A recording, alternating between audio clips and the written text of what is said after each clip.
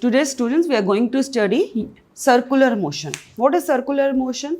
Whenever an object travels in a circle, we say it's a circular motion. Okay. Now, what is velocity? As we have discussed, it is speed with direction. Whenever you are moving in a circular path, what about your direction? If you are at this point, you will be facing this side. If you are at this point, you will be facing this side. This point, this side. Means at every moment, your direction keeps on changing even if you are moving with the same speed. It means what? It is an accelerated motion, because if my direction changes, my velocity changes. Whenever there is change in velocity, we say there is acceleration. So even if you are moving with the same speed, we say it is an accelerated motion. So circular motions are accelerated motions because we are changing the direction. Motion is accelerated motion, okay? Because our direction keeps on changing. What is the direction at any moment of time? You know about tangent from the center. If you join this point where the object is there, and at that point, if you make a 90-degree angle, this is known as a tangent to that point. And the direction of the object at any point is tangent to the point. ठीक है? जिस भी point पे आप देखोगे यहाँ पे जब मैं 90 डिग्री एंगल ड्रॉ करूँ तो ये जो डायरेक्शन मुझे मिल रहा है, ये डायरेक्शन इसका टेंजेंशियल डायरेक्शन है, और सर्कुलर मोशन में हमेशा टेंजेंशियल डायरेक्शन आपको मिलता है. अब आप एक काम कर सकते हो, अगर आपने एक थ्रेड ले लिया, थ्रेड में एक स्टोन बांधो और उसको रोटेट करो, ठीक है, सर्कुलर मोशन में मूव करो. जब आप उसको सर्कुलर मोशन में मूव करोगे और सडनली उसको छोड़ दो या वायर को थ्रेड को तोड़ दो, तो क्या होगा? वो किसी एक पर्टिकुलर डायरेक्शन में चला जाता है. मानो मैं यहाँ पे इस पॉइंट ऑफ टाइम पे ये थ्रेड यहाँ से तोड़ दिया मैंने, तो क्या होगा? ये जो स्टोन होगा ये डायरेक्शन में चला जाएगा. इसका मतलब जिस मोमेंट पे आप उसको तोड़ रहे हो, उस मोमेंट पे ऑब्जेक्ट का जो भी डायरेक्शन होगा वो उस डायरेक्शन में मूव करेगा, because it's a uniform motion. क्योंकि उसका डायरेक्शन आपने कंट्रोल करना बंद कर दिया तो वो अपने एक पर्टिकुलर डायरेक्शन में चला जाता है.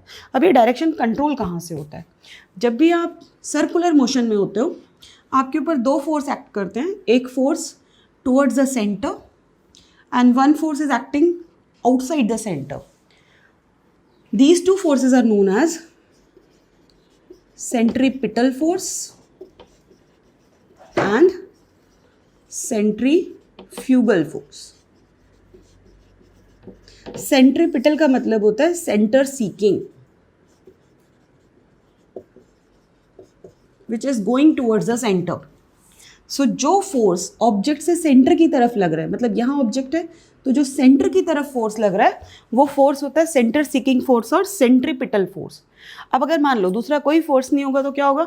ये ऑब्जेक्ट आपका, अगर आप बहुत धीरे से उसको रोटेट करो तो क्या होगा?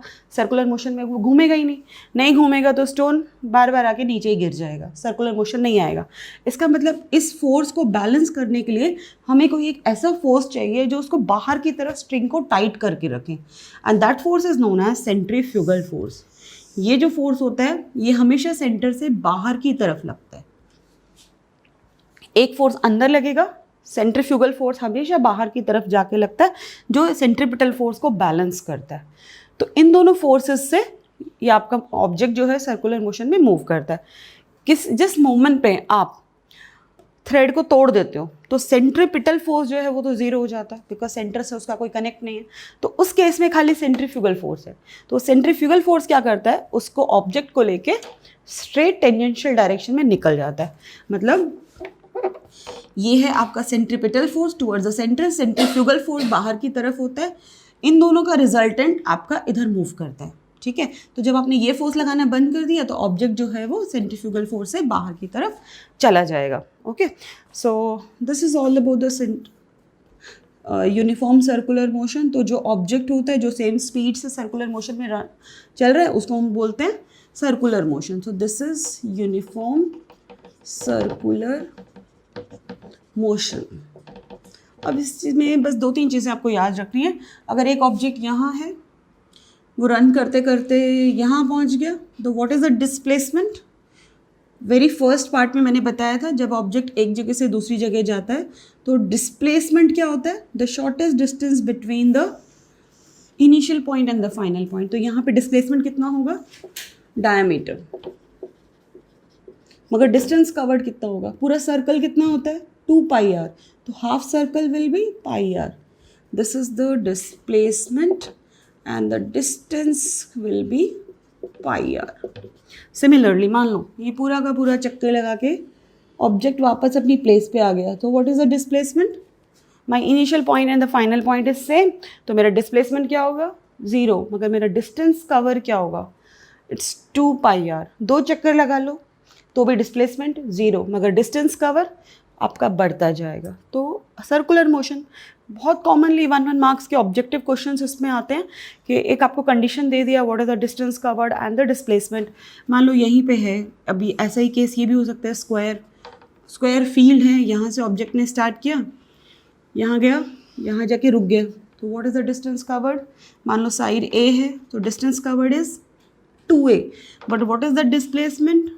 It is root 2a, shortest distance between the 2 points.